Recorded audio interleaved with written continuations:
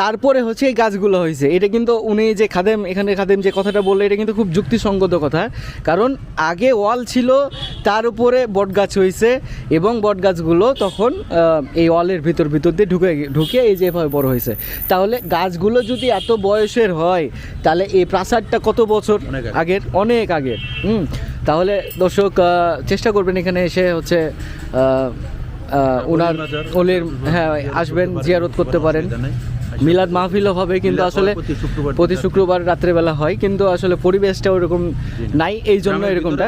হ্যাঁ, তো ইনশাল্লাহ দেখা যাচ্ছে গ্রামের ভিতরেও হোক, আমাদের কাজটা হচ্ছে এরকমটাই যে আমরা এরকম জায়গাগুলো যেগুলো হচ্ছে অনেক যারা হচ্ছে অনেক বড় মাপের হচ্ছে সুফি ছিলেন, এবং বড় মাপ বলে না, সুফি তারা, হ্যাঁ।